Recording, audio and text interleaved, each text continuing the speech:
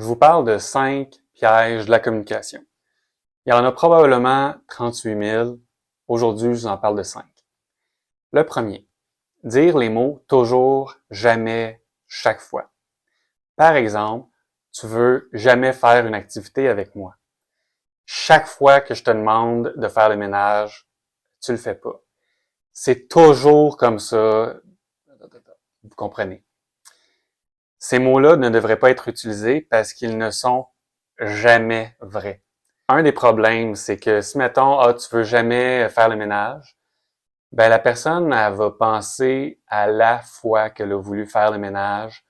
J'aime toujours dire, il y a 8 ans, quand c'était la journée où tu avais le sida, le cancer de la prostate, le cancer du sein et la syphilis et je sais pas quoi d'autre.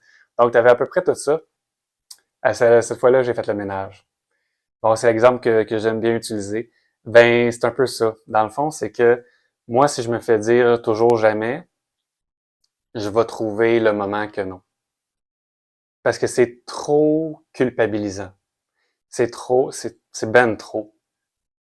Je vais automatiquement être sur la défensive. Alors, non, v'là 8 ans, je l'ai fait le ménage. Ah, je m'en souviens.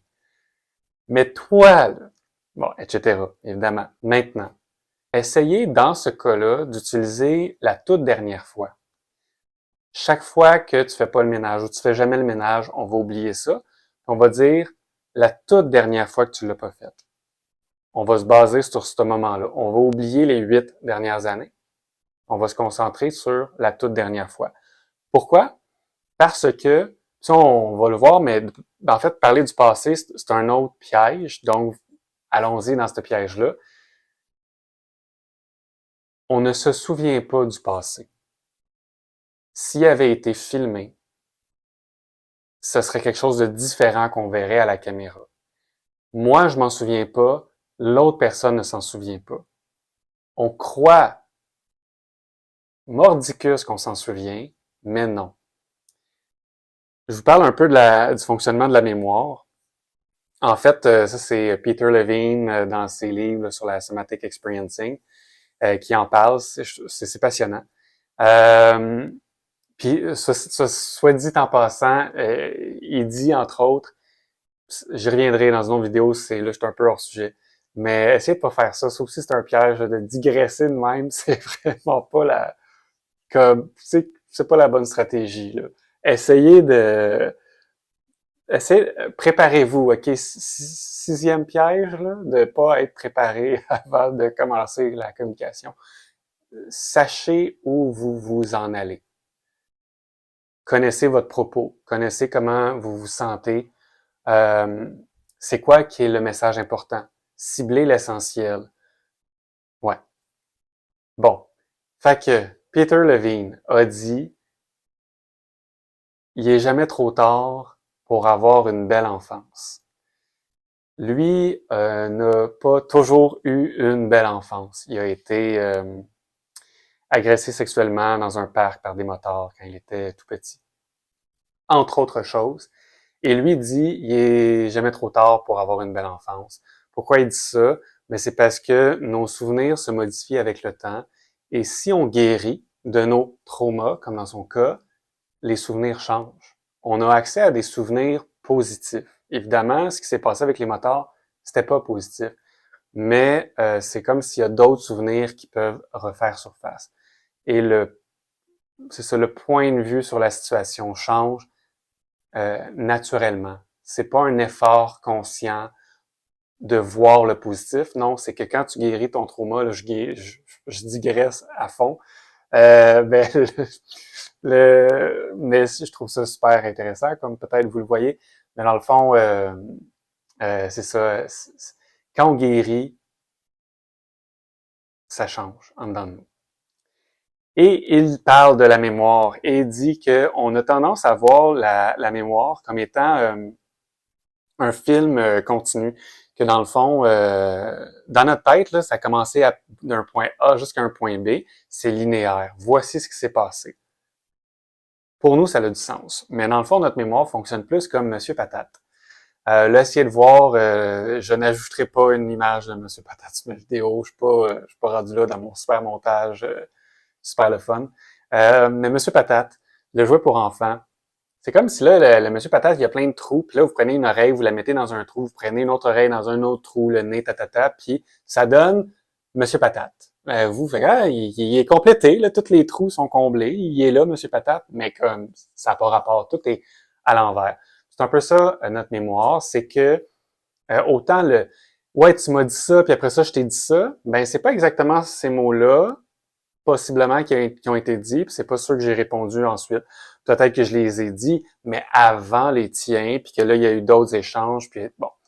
Euh, on peut aussi, dans cette situation-là, se remémorer des choses qui se sont passées, mais se sont passées 2 ans plus tôt, 2 mois plus tôt, puis on fait juste comme c'est ça, on reconstruit un souvenir. Et c'est un piège. Et d'ailleurs, en thérapie de couple, je le vois très souvent.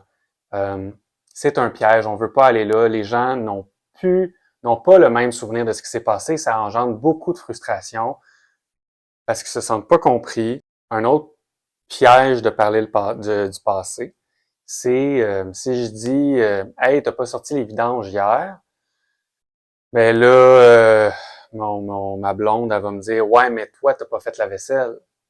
Puis moi, je vais y répondre Ouais, mais tu te souviens, la semaine passée, on s'était dit que.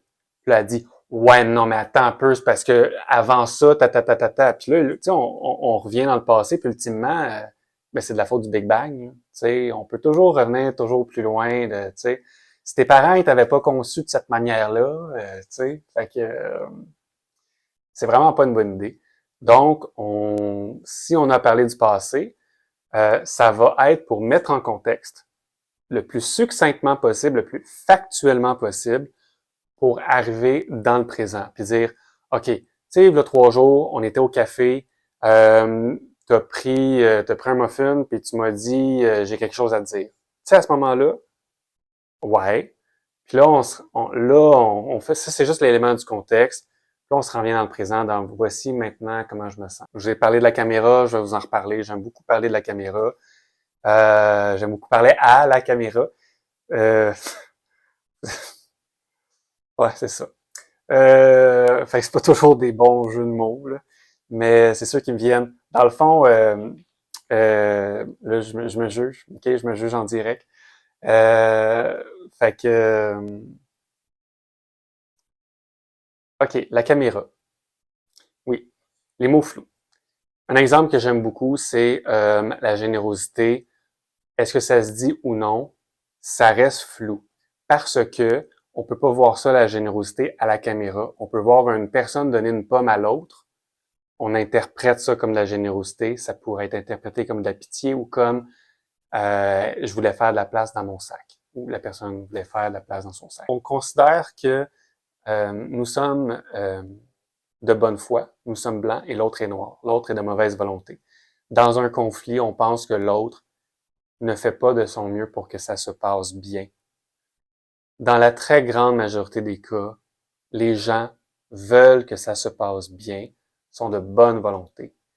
Si mon collègue ne m'a pas dit bonjour ce matin, ce n'est pas parce qu'il est de mauvaise intention. C'est peut-être parce qu'il m'a pas vu, peut-être parce qu'il était gêné, peut-être qu'il avait peur de ma réaction. Il a peut-être pensé que c'était encore trop tendu, fait qu'il fallait juste prendre le profil bas. Noir et blanc, ça n'existe pas. Nous-mêmes, on a contribué au conflit, alors qu'on est de bonne volonté, puis ça paraît pas toujours qu'on fait que des choses bien. Il y a des choses qu'on fait qui sont pas super bien parce qu'on est maladroit puis qu'on est imparfait. Donc c'est la même chose avec l'autre personne. Et ben, je vous ai donné un 6e truc, fait que là ça va être le 5e parce que j'ai comme oublié c'était quoi le 5e truc que je voulais dire. Fait que finalement il y a réellement 5 trucs.